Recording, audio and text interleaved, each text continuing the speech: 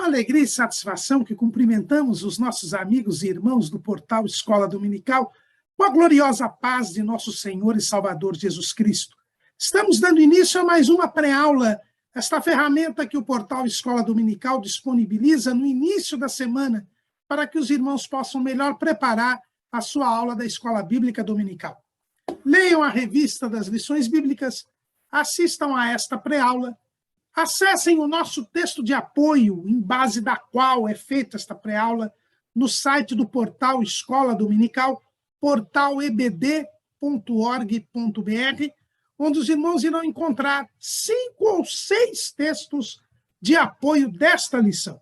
O portal Escola Dominical também disponibiliza videoaulas e textos de apoio das outras faixas etárias do novo currículo da Casa Publicadora das Assembleias de Deus e de outros currículos de Escola Bíblica Dominical. Também durante a semana disponibilizamos breves comentários em áudio dos textos sugeridos para as leituras diárias na revista de adultos. Também, durante a semana, o irmão pode colocar as suas dúvidas na sala dos professores do portal Escola Dominical. E no sábado à noite, às 19 horas, horário de Brasília, nós transmitimos ao vivo a aula do estudo preparatório dos professores e amigos da Escola Bíblica Dominical, da Igreja Evangélica Assembleia de Deus, Ministério do Belém, na sede.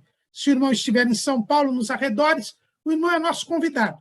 A reunião ainda se realiza no Templo Antigo, na rua Conselheiro Cotegipe 273, no Belenzinho. É uma reunião aberta a todos os que amam a palavra de Deus. Mas tudo isto é apenas a preparação da Escola Bíblica Dominical. Ela somente se realiza quando o povo do Senhor, no dia do Senhor, se reúne na casa do Senhor para estudar a palavra do Senhor. E esta palavra do Senhor é o que nós estamos estudando neste primeiro trimestre de 2022. O título do nosso trimestre é A Supremacia das Escrituras, a inspirada, inerrante e infalível Palavra de Deus. O nosso comentarista é o pastor Douglas Roberto de Almeida Baptista, presidente do Conselho de Educação e Cultura da Convenção Geral das Assembleias de Deus e líder da Assembleia de Deus da Missão do Distrito Federal. E hoje estaremos estudando a lição de número 3, a inerrância da Bíblia. E aí nós completamos o subtítulo do nosso trimestre. Nós estamos estudando neste segundo bloco do trimestre as características da Bíblia. Já vimos que ela é inspirada divinamente. Agora vamos ver que ela é inerrante e infalível. E aí nós completamos o subtítulo, que diz a inspirada, inerrante e infalível Palavra de Deus. O item 1 do Cremos da Declaração de Fé das Assembleias de Deus diz que nós cremos na inspiração divina, verbal e plenária da Bíblia Sagrada. Isso nós estudamos na lição de número 2. Por que ela é inspirada, por que a inspiração é divina, por que a inspiração é divina, verbal e plenária. Mas o item 1 do Cremos da Declaração de Fé das Assembleias de Deus completa que a Bíblia é nossa única regra infalível de fé e prática para a vida e o caráter cristão. E aí, então, a nossa declaração de fé fala que a Bíblia é a nossa única regra infalível de fé e prática. E nesta palavrinha infalível está a ideia que hoje nós iremos desenvolver sobre a inerrância da Bíblia. É primeiro preciso distinguir entre inerrância e infalibilidade. São conceitos próximos, mas que não se confundem. Tudo que é infalível é inerrante, mas nem tudo que é inerrante é infalível. A inerrância é a qualidade de algo que não tem qualquer erro, nem apresenta qualquer equívoco. Portanto, dizer que a Bíblia é inerrante é dizer que ela não contém qualquer erro. Infalível é algo que não pode ser sujeito a qualquer falha, a qualquer erro, que tudo quanto afirma inevitavelmente ocorreu ou ocorrerá. Então, veja que algo que é infalível é o que não tem falha. Algo que não tem falha, nem pode ter. E tudo quanto afirma, inevitavelmente ocorre ou ocorrerá. Então, os irmãos vejam que a Bíblia ela é tanto inerrante como ela é infalível, porque ela não contém erro e, portanto, ela é inerrante, e, além de não conter erro, ela não pode cometer falhas. Tudo que ela afirmou ou já aconteceu ou vai acontecer.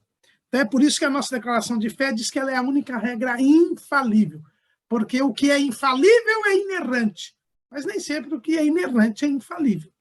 Eu posso ter algo que não contém erro, mas que diz algo que não aconteceu ou não vai acontecer. Mas tudo que é infalível é inerrante. E a Bíblia ela é tanto inerrante quanto infalível. Então, nós temos aqui hoje essa ideia de que a Bíblia ela é inerrante e ela é infalível. Que a Bíblia ela é infalível, que ela não pode cometer falhas, que ela não tem falhas, isso foi dito pelo próprio Senhor Jesus. Jesus disse lá em João, capítulo 10, versículo 35. Evangelho segundo escreveu João, capítulo 10, versículo 35. Vamos ver o texto. Diz o seguinte: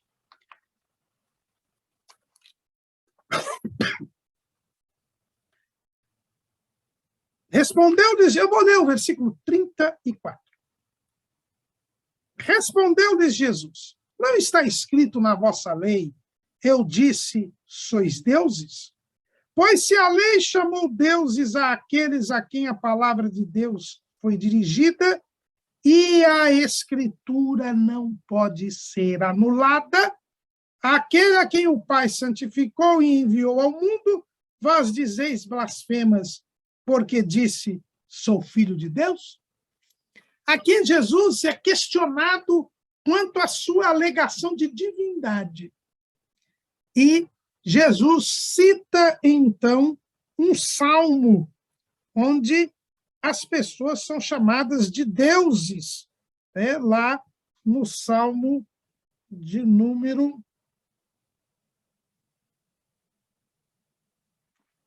'deixa eu ver aqui direitinho, que a vista já está cansando, irmãos.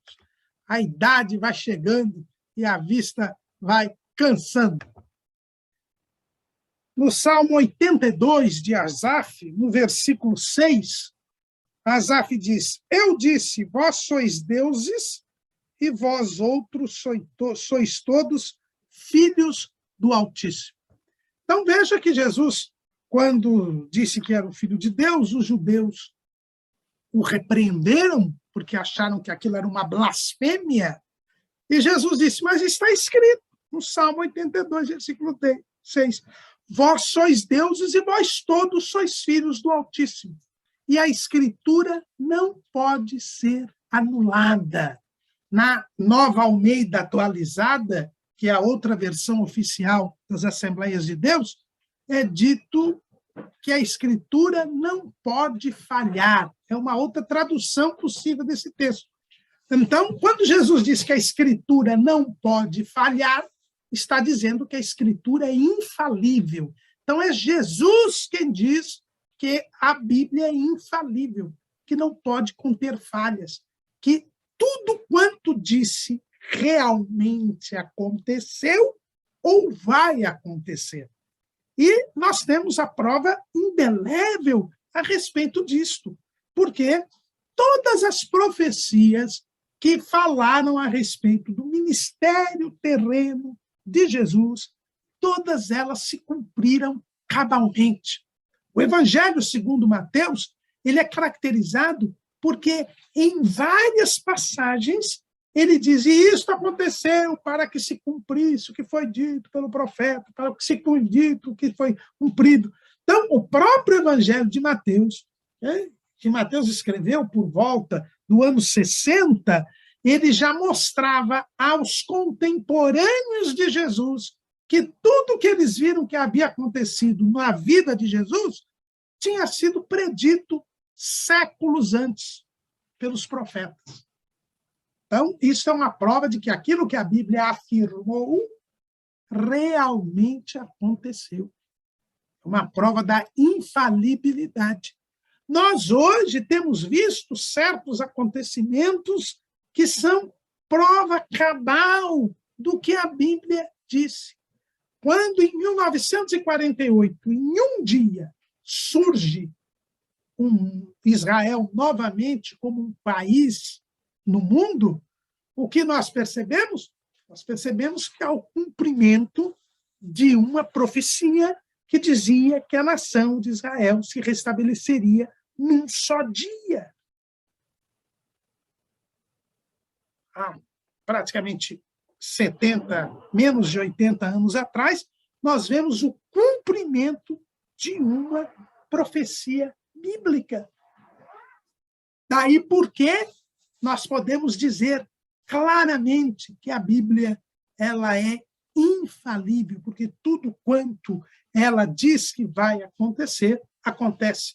E isto não só em fatos históricos, não, na vida de cada pessoa que se converte, que crê em Jesus e tem a sua vida transformada, e as pessoas, elas constatam a mudança daquela pessoa.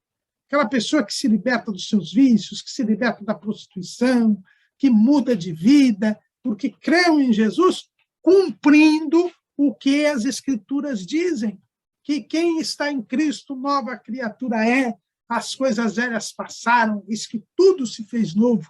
São escritos que se cumprem a cada dia, a cada momento, a mostrar a infalibilidade das Escrituras, que ela não contém falhas e que tudo quanto afirma, inevitavelmente, ocorreu ou vai ocorrer.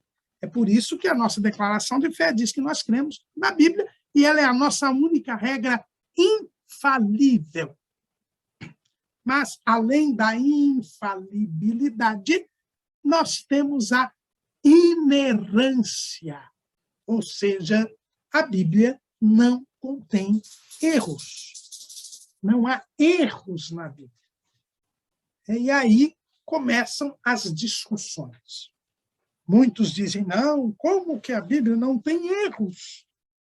Ela diz que o mundo tem 6.000 anos e a ciência já provou que estão milhões e milhões de anos que existe só o planeta Terra, que dirá o universo, que é muito mais antigo então. Mas onde está escrito na Bíblia que o mundo tem 6.000 anos? Em nenhum lugar está escrito que o mundo tem 6.000 anos. Esta ideia de que o mundo tem 6.000 anos adveio porque, quando da impressão da Bíblia na versão em inglês aprovada pelo rei Tiago, a famosa King James Version, quando de uma de suas impressões, uma de suas primeiras impressões, foi também colocado na impressão da Bíblia, em rodapé, um cálculo feito por um arcebispo, o arcebispo da Irlanda, James Ussher. James Ussher, que havia escrito um livro onde ele colocava uma cronologia bíblica, ou seja, não tem nada a ver com a Bíblia. Foi um estudo de um arcebispo, o arcebispo de Armagh, que era o arcebispo da Irlanda, e que tinha muito sucesso na época, era seguido por muita gente, e que resolveram imprimir junto com a versão do Rei Tiago. E aí ficou a ideia de que era a Bíblia que havia dito que havia 6.000 anos. Não. Inclusive, há um estudo feito no final do século XIX, já por um professor de Princeton, uma das mais renomadas universidades norte-americanas, onde ele diz que na Bíblia não há nenhum elemento que nos permita dizer quanto tempo ocorreu desde a criação do mundo até a queda de Adão. Não há qualquer elemento no texto bíblico que nos permita construir uma cronologia a partir do texto bíblico entre a criação do mundo e a queda de Adão. Portanto, este suposto erro da Bíblia não existe. Também há aqueles que dizem, não, veja, a Bíblia estava errada e há uma prova de que a Bíblia estava errada foi a condenação de Galileu Galilei pela Igreja Católica Apostólica Romana. Galileu foi punido porque ele disse que a Terra se movia e porque ele disse que Copérnico estava certo ao dizer que a Terra girava em torno do Sol. E, portanto, era errado dizer que o Sol é que girava em torno da Terra, e quem dizia isso era a Bíblia. Eu gostaria de dizer aos irmãos, onde que os irmãos encontram na Bíblia que a Bíblia diga que a Terra não gira em torno do Sol, que é o Sol que gira em torno da Terra. Ah, aquela passagem em que Josué pede para que o Sol pare, para que a Lua pare, para que ele consiga terminar a batalha e vencer os seus adversários. Pois bem, o texto bíblico não contém erros, é inerrante. Foi isso mesmo que Josué orou. Foi mesmo isto que Josué pediu. Josué pediu para o sol parar, pediu para a lua parar. Ah, mas o sol não se move. Quem se move é a terra. Em primeiro lugar, a lua se move, né? Então, já começa daí. A gente só vai brigar por causa do sol, porque a lua se move. Tá ok.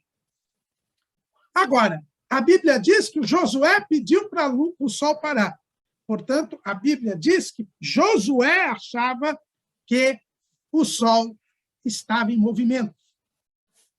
Era Josué que achava, não era Deus que achava. E não tem nada na Bíblia dizendo que Deus diz: quem se move é a terra ou quem se move é o sol.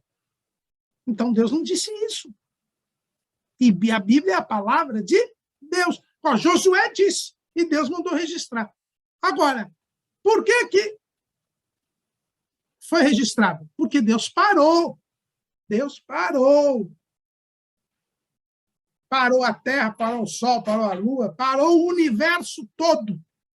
Porque o universo está em movimento. E se Deus parou uma coisa, ele tem que parar tudo para atender o seu servo. E existe algum erro nisso? Não, aconteceu. Aliás, é dito que houve um cálculo feito na NASA, lá pela década de 70, com os dados que havia sobre as teorias da origem do universo, e é dito que neste cálculo faltou um dia, houve o erro de um dia. E eles refizeram este cálculo e voltou a haver um erro de um dia, até que algum dos astrônomos lá, dos cientistas, disseram para ele, olha, esse dia eu acho que se explica, porque a Bíblia fala de duas passagens em que há a paralisação do universo. No episódio de Josué, quando quase um dia inteiro houve essa paralisação, e no episódio da doença do rei Ezequias, quando o rei Ezequias pediu para que houvesse aí um retrocesso no tempo de 10 graus no relógio de acaso, que corresponde a 40 minutos. Aí ele disse, olha, somando esses dois, dá o dia que falta.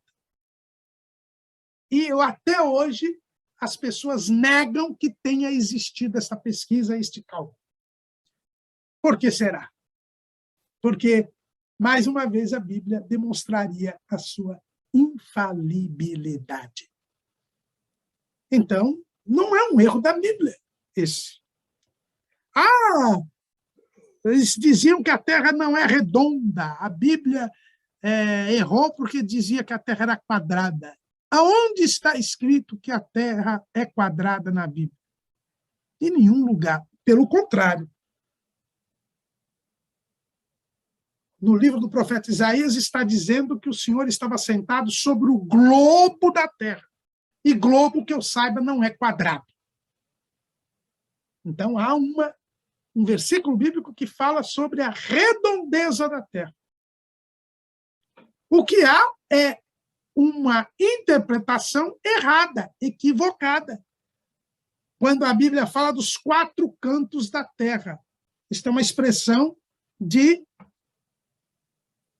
linguagem, uma figura de linguagem. Os 4 cantos da terra, como nós falamos dos 4 pontos cardeais.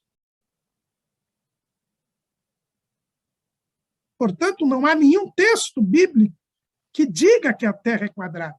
O que houve foi uma interpretação equivocada e até baseada em conceitos científico-filosóficos da antiguidade, alheios ao texto bíblico, que impunham à Bíblia o que ela não fala. Então, normalmente, estes erros que se colocam da palavra de Deus são erros inexistentes. São erros de interpretação, são distorções do texto bíblico que não têm nenhum fundamento. Então, nós já vemos de início que os supostos erros que a Bíblia tem não são erros, são distorções, algumas delas mal intencionadas. A Bíblia é inerrante e infalível. Por quê? Porque ela é a palavra de Deus. Ela é a palavra de Deus. E Deus é perfeito. Deus não erra. Deus é a verdade. Está lá em Jeremias 10:10. Deus é a verdade. Jesus diz que a palavra de Deus é a verdade. João 17:17. Santifica-os na verdade. A tua palavra é a verdade. Jesus disse que são as escrituras que testificam dele. João 5:39. E o próprio Jesus disse que ele é a verdade. Eu sou o caminho, a verdade e a vida. Ninguém vem ao Pai senão por mim. Lá em João 14:6. Então, não há como a Bíblia ter erros. Se ela é a palavra de Deus, se ela é a mensagem de Deus. E nós vimos na lição passada que a Bíblia é a mensagem de Deus, escrita pelos homens, mas a mensagem é de Deus. Então, portanto, a Bíblia não tem erros, porque ela é a mensagem de Deus. E Deus vela pela sua palavra para a cumprir. Portanto, a infalibilidade das Escrituras, ela é garantida pelo próprio Deus. E nós vemos este cuidado de Deus, porque Quando foram achados os manuscritos do Mar Morto, em 1947, se acharam manuscritos das Escrituras cerca de 500 anos mais antigos que os mais antigos manuscritos até então conhecidos. E em se fazendo a comparação do texto, se percebeu a preservação, a conservação do texto, a mostrar que Deus, além de ter inspirado, ele ainda guarda e preserva esta palavra. Por isso, nós não precisamos ficar preocupados se houve alguém que distorceu as Escrituras, se alguém adulterou as Escrituras, porque a palavra é de Deus e ele se encarrega de trazê-la preservada século após século. Por isso, podemos crer nesta palavra. E aí vem um outro ponto para nosso relacionamento com as Escrituras não advém da razão. O nosso relacionamento com as Escrituras é pela fé. A fé em Jesus. Quem crê em Jesus, crê nas Escrituras. Jesus disse, arrependei-vos e crede no Evangelho. É preciso nós crermos na palavra de Deus. Não adianta querermos entender a palavra de Deus pela razão. Não adianta nós querermos julgar a palavra de Deus através do raciocínio humano. Em primeiro lugar, porque o raciocínio humano não consegue atingir os pensamentos de Deus. Mais uma vez, voltamos aqui ao texto de Isaías 55, 8 e 9. Os pensamentos de Deus são mais altos do que os nossos pensamentos, os caminhos de Deus são mais altos do que os nossos caminhos. Portanto, não há como a razão humana querer ou poder julgar as Escrituras. É interessante observar que quando Paulo fala a respeito do discernimento espiritual, ele é bem claro ao dizer, lá em 1 Coríntios, capítulo 2, versículo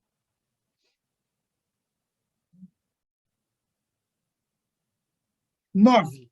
Mas como está escrito, as coisas que o olho não viu e o ouvido não ouviu e não subiram ao coração do homem, são as que Deus preparou para os que o amam. Irmãos, a palavra é de Deus. Não há como compreendermos a palavra de Deus senão pelo Espírito de Deus. Quando nós queremos julgar as Escrituras por critérios humanos, nós caímos onde caiu a crítica bíblica, que deu origem à teologia liberal e que é um atestado de incredulidade. Para onde levou o liberalismo teológico, que teve início com a crítica bíblica? E crítica quer dizer julgamento. É o julgamento da Bíblia pela razão humana. É a submissão da Bíblia à mente humana. Isso leva ao descrédito. Isso leva à impiedade. A teologia liberal, ela não crê mais que a Bíblia é a palavra de Deus. A teologia liberal, ela vê a Bíblia apenas como um livro histórico, ou pior, como um livro mitológico. E nós vemos o fim que levou estes teólogos liberais, ou os que hoje estão por aí adotando esta linha de pensamento. São pessoas ímpias, pecadoras, pervertidas, sem esperança em Deus, descrentes, incrédulas. Porque nós temos que crer na palavra de Deus.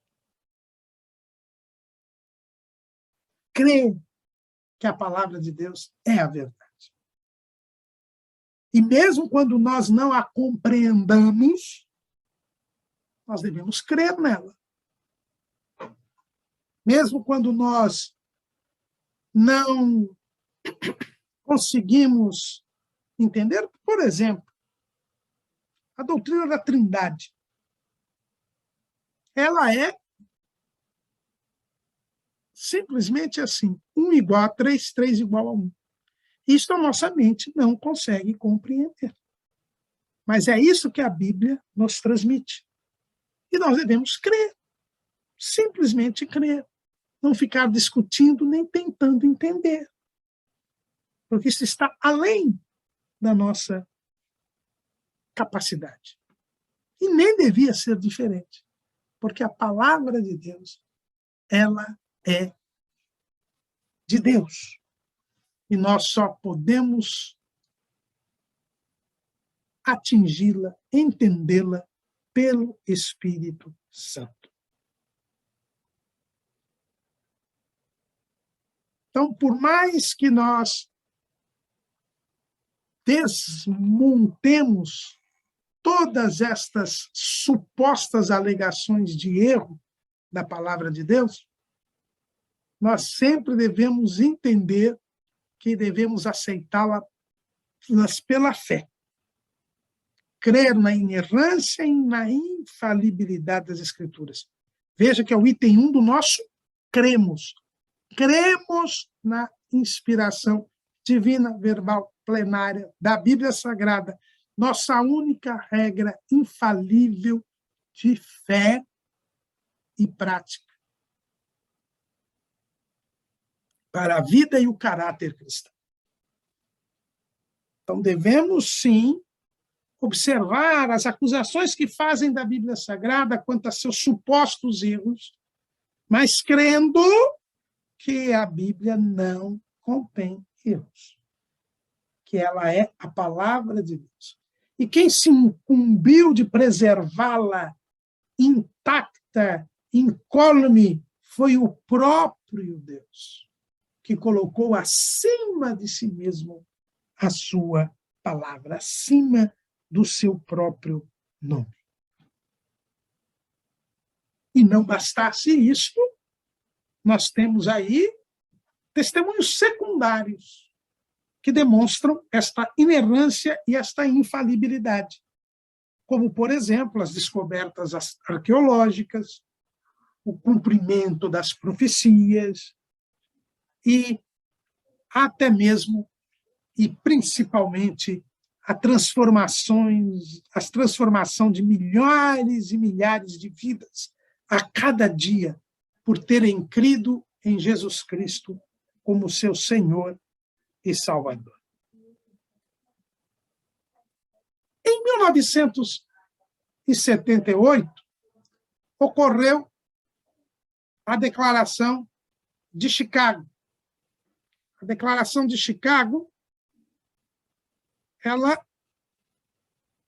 foi uma declaração feita em 1978 por vários renomados estudiosos das Escrituras, grandes teólogos, grandes ministros do Evangelho, que se reuniram na cidade americana de Chicago, em 1978, e fizeram uma declaração sobre a inerrância das Escrituras. É uma declaração que vale a pena os irmãos lerem e verificarem. E na introdução dessa declaração de Chicago, é dito o seguinte: as Escrituras Sagradas, sendo a própria palavra de Deus, escritas por homens preparados e supervisionados por seu Espírito, possuem autoridade divina infalível em todos os assuntos que abordam. Devem ser cridas como instrução divina em tudo o que afirmam, obedecidas como mandamento divino em tudo o que determinam, aceitas como penhor divino em tudo que prometem. Então, veja aqui que são 3 condutas que nós devemos ter em relação à Bíblia Sagrada. A primeira é que elas devem ser cridas. Isto. Tem que ser cridas em tudo o que afirmam. É o que eu acabei de falar sobre a questão da fé. Elas devem ser cridas em tudo o que afirmam. Porque elas são instrução divina. Né? Então, nós temos que crer em tudo o que ela afirma. Mesmo que nós não tenhamos provas do que é dito, mesmo que nós não entendamos, ou mesmo que existam teorias contrárias ao que elas afirmam, nós devemos crer nelas, em primeiro lugar. Em segundo lugar, nós temos que ter o comportamento da obediência. Deus é o nosso Senhor. Então, nós devemos obedecer a Deus. Então, a palavra de Deus, ela é mandamento. Então, nós temos que obedecer. Não só crer, mas também obedecer. Veja que o Senhor Jesus, ao terminar o Sermão do Monte, ele fala sobre aquela parábola dos dois construtores, dos dois edificadores. E ele diz que quem ouve e pratica estas minhas palavras, assemelhá-lo-ei ao homem prudente. Não adianta ouvir apenas, é preciso praticar, obedecer. Então, nós temos aqui esta linha, que é, primeiro, crer, segundo, obedecer. Só quem obedece é que prova que crê, que dá crédito. Crer é dar crédito. Então, nós precisamos crer e obedecer. Mas a Declaração de Chicago tem um terceiro ponto. Diz que nós devemos aceitá-las em tudo o que prometem. Então, é aceitar. Não ficar questionando a palavra de Deus. Veja que admitir que a Bíblia é inerrante, é infalível, é dizer que ela está certa. Se ela está certa, eu não devo questioná-la. Eu não devo brigar contra ela. Né? E, portanto,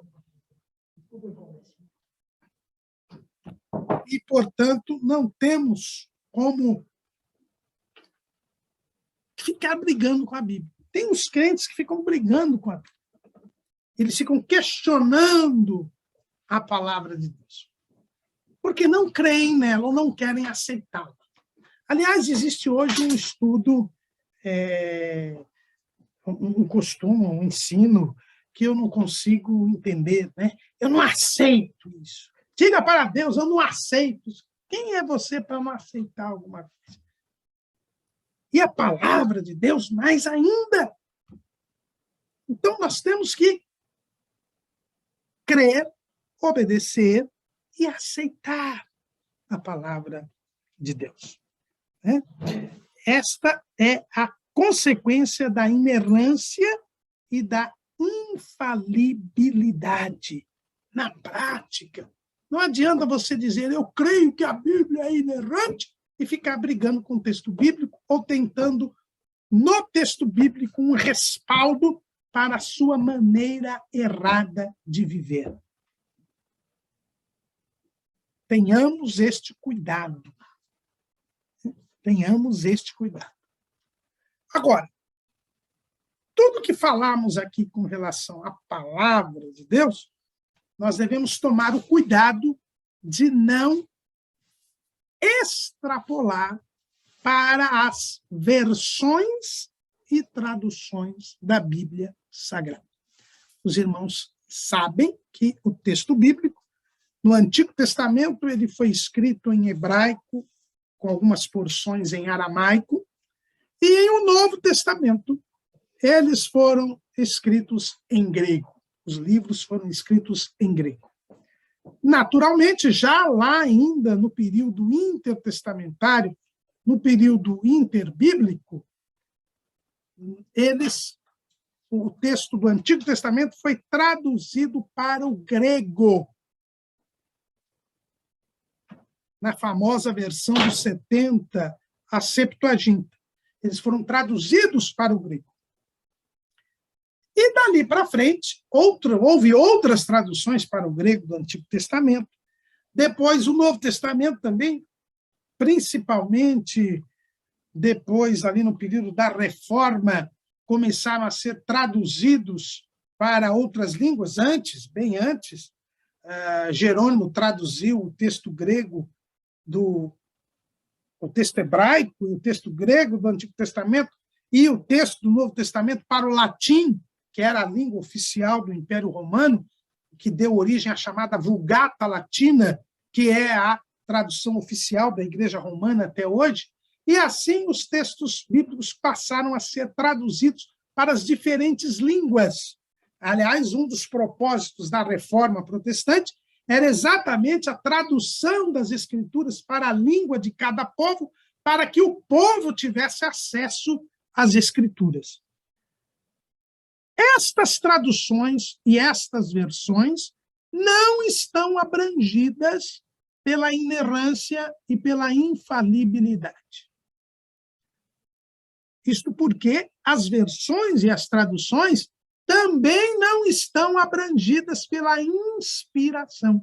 A inspiração da Bíblia diz respeito aos originais, à autoria da palavra de Deus. Ela não abrange as versões e as traduções das Escrituras. Isto precisa ficar claro. Por quê? Porque não existe uma versão correta. Isso porque não existe uma tradução perfeita. O trabalho da tradução e da versão, ela é um trabalho humano. E como todo trabalho humano, é sujeito a falhas. É verdade que o Espírito Santo, ele trabalha na preservação da mensagem. Nós já vimos que os manuscritos do Mar Morto, encontrados 500 anos,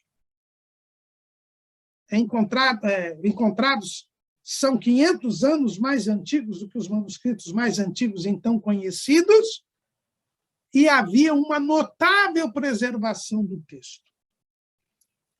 De igual maneira, há uma notável preservação do texto nas versões quando elas são bem intencionadas. Eu digo assim porque, por exemplo, a chamada tradução Novo Mundo, feita pelas Testemunhas de Jeová, elas são deliberadamente manipuladas para superar dificuldades que o seu texto, mesmo adulterado, apresenta diante das suas doutrinas.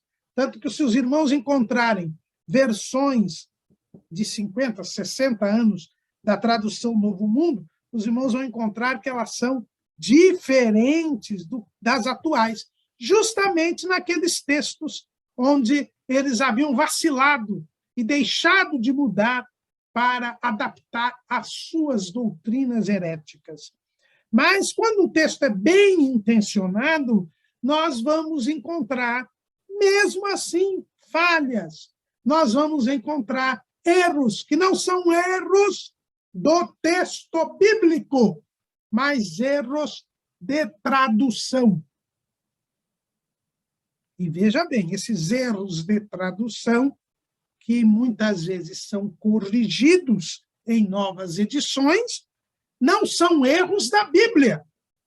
Pelo contrário, é mais uma prova da infalibilidade das Escrituras e mais uma prova do cuidado que o Espírito Santo tem com as Escrituras, que se detecta aquele erro, aquele engano, e se altera aquele engano, aquele erro. Muitas vezes não se trata de erros de tradução, mas se trata de problemas referentes à mudança da linguagem. A língua, irmãos, é um fenômeno humano. É verdade, Deus deu as línguas ali na Torre de Babel. mas essas línguas foram dando origem a outras línguas ou se modificando ao longo do tempo por ação do homem. A língua é um fenômeno humano, e todo fenômeno humano ele é mutável, ele muda de acordo com o tempo, ele muda de acordo com o espaço. Por isso é preciso, de vez em quando, atualizar a linguagem do texto bíblico. Isto não é modificar o texto, não é adulterar o texto, não. A língua vai se modificando e as palavras vão mudando de significado. As palavras vão se alterando. E para que as pessoas consigam entender o texto bíblico, estas mudanças da linguagem precisam ser trazidas para o texto bíblico. É por isso que, de vez em quando, nós temos modificações no texto bíblico. Na língua portuguesa, por exemplo, João Ferreira de Almeida, completado depois por Jacob van Acker, ele traduziu a Bíblia para o português. Isso no século XVII. É evidente que o texto bíblico, lá em português, o português do século XVII, é bem diferente do português do século XXI. Por isso, esta tradução de João Ferreira de Almeida tem sido alterada, modificada, atualizada ao longo destes 400 anos, quase, 350 anos, em que existe esta tradução. Veja que a primeira versão de João Ferreira de Almeida, ela já é versão Almeida, revista e corrigida. Porque João Ferreira de Almeida identificou ele próprio 1000 erros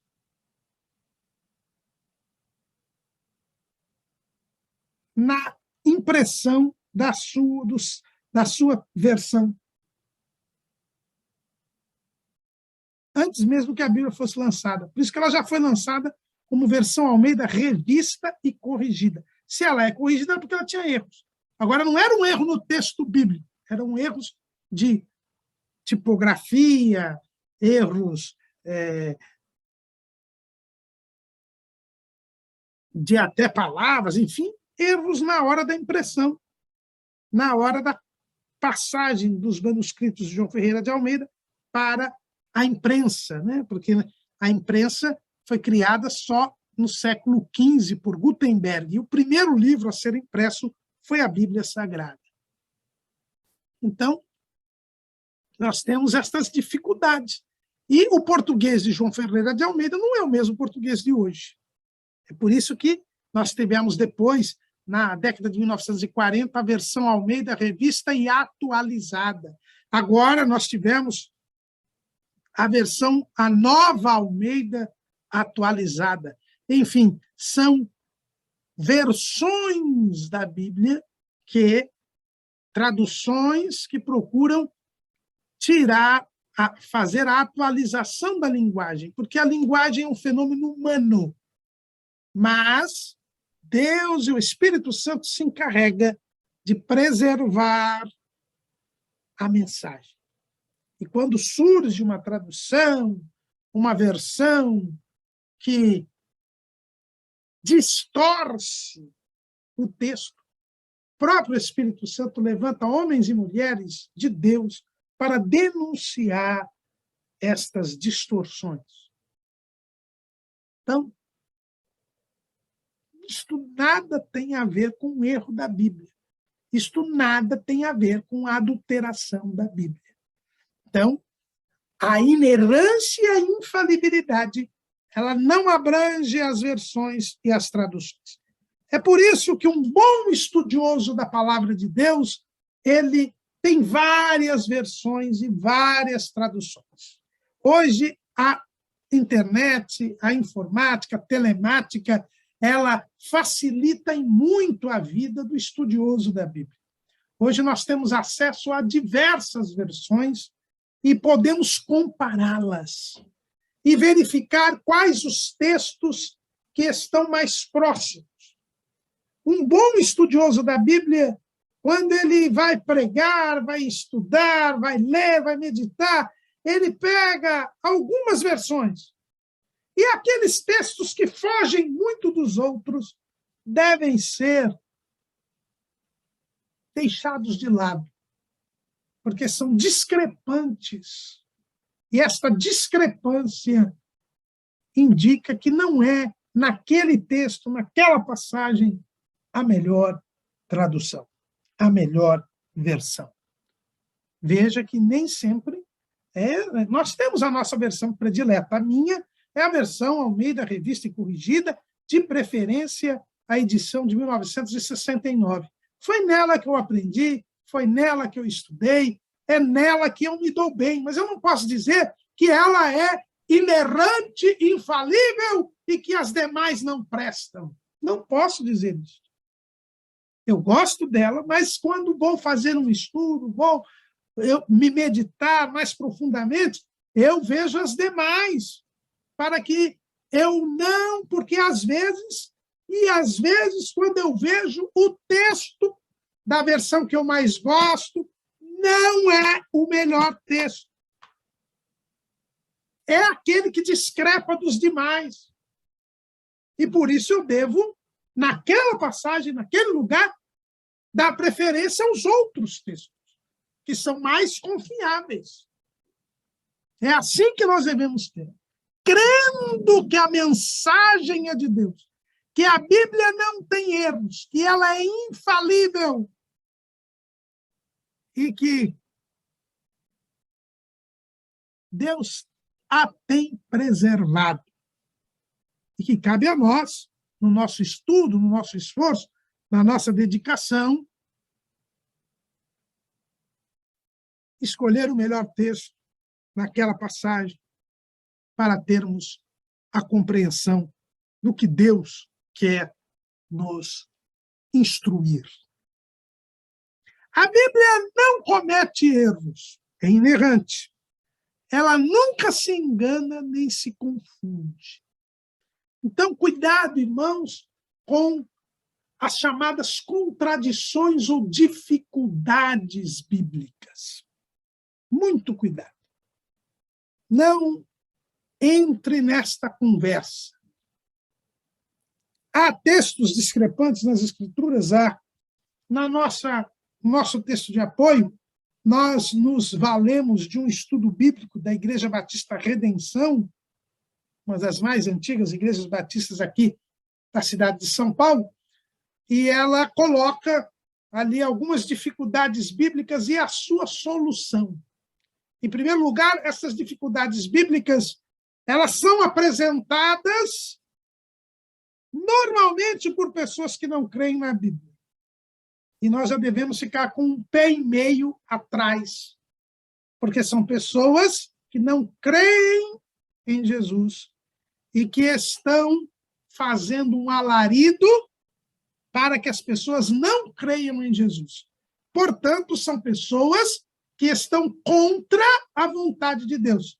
Porque a vontade de Deus é que todos os homens se salvem e venham ao conhecimento da verdade. Então, você já ficar dando atenção a este tipo de discurso já é um perigo, porque são pessoas que querem tirar a sua fé. Então, já começa daí.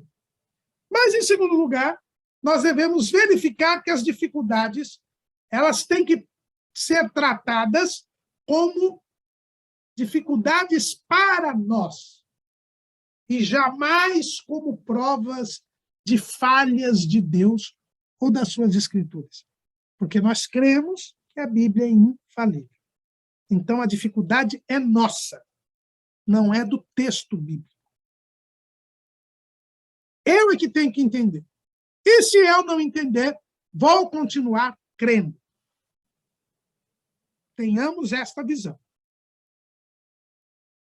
No mais das vezes, as dificuldades são superáveis. Quase todas elas. Né?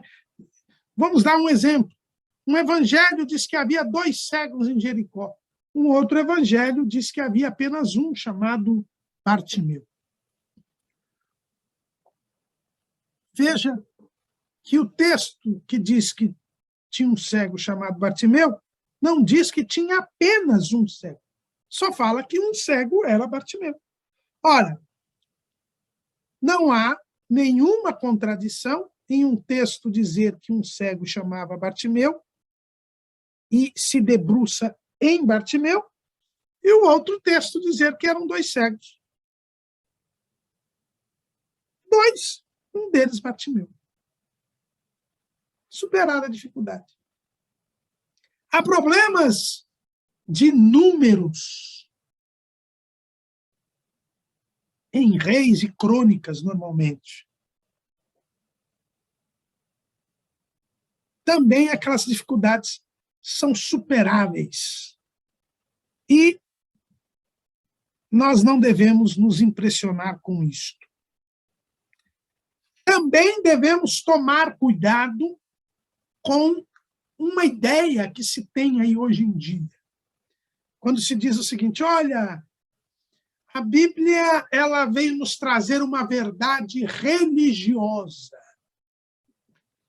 Então, ainda que ela tenha erros científicos, erros históricos, o que vale são as verdades religiosas que ela nos transmite. A verdade é a verdade. Não existe uma verdade religiosa que seja uma mentira científica. A verdade é única. Então, dizer que a Bíblia traz uma verdade religiosa e que esta verdade religiosa é o que importa, é admitir que a Bíblia tenha mentiras. E isso nós não podemos admitir. Verdade é que a Bíblia não é um livro científico. Portanto, ela não procura trazer conceitos científicos. Até porque, diz Karl Popper, um austríaco, filósofo da ciência, que viveu no século XX, que a verdade científica ela é sempre provisória.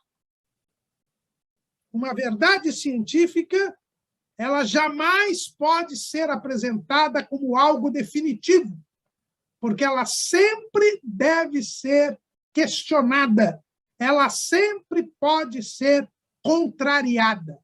Se uma verdade científica não puder ser contrariada, ela científica não é. É isso que ensina Karl Popper.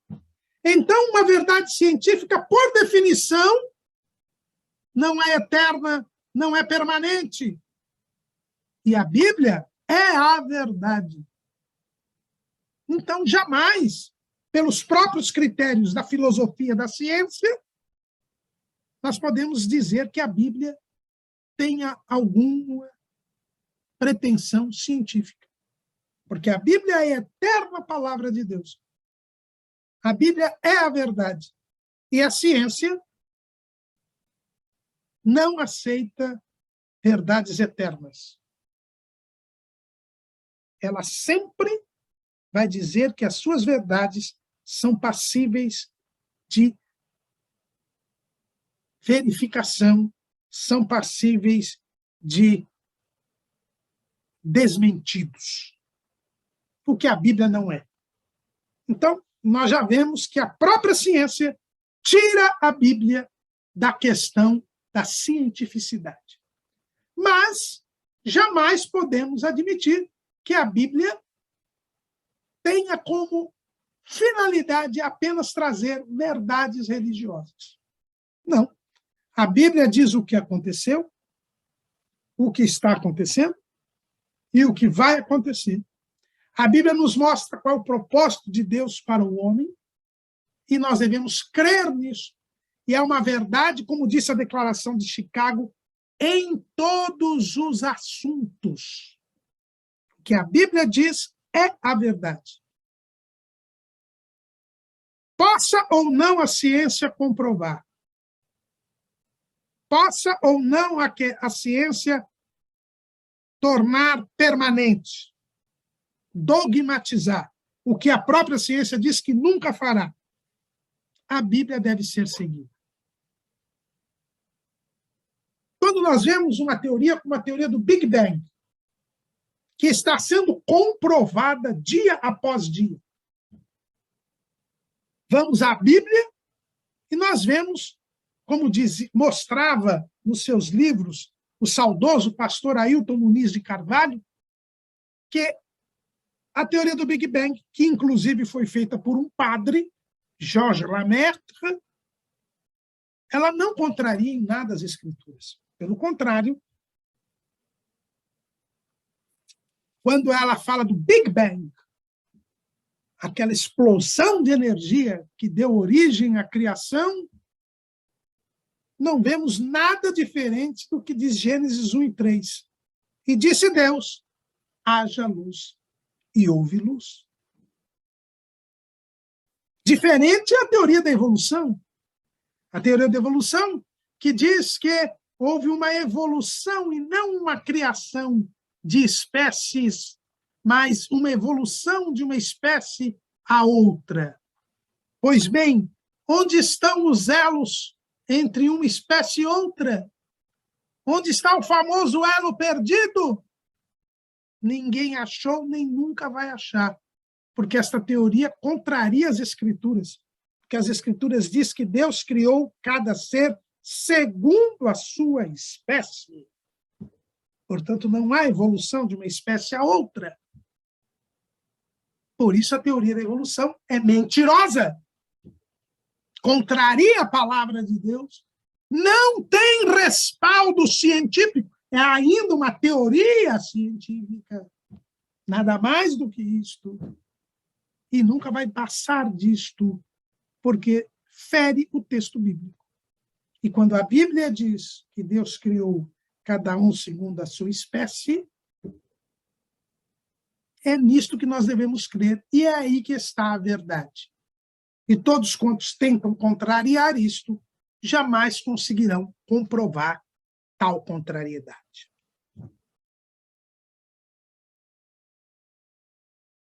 A palavra de Deus é inerrante e infalível. Ela é infalível porque ela não deixa de produzir o resultado esperado. Como nós já dissemos, as milhares de vidas que diariamente são transformadas pela palavra de Deus mostram que ela é infalível. E a Bíblia é infalível porque ela não se pode evitar, ela é fatal, ela é impreterível, ela não deixa de comparecer. Ela se cumpre na vida de todos os homens, como dizia o saudoso pastor Severino Pedro da Silva. Creia na palavra de Deus, porque ela não contém erros. Creia na palavra de Deus, porque tudo quanto ela afirma é verdadeiro. Tudo quanto ela diz vai acontecer, já aconteceu, é verdade. Em todos os assuntos. Não há nada que a Bíblia diga que possa ser contrariado pelo homem.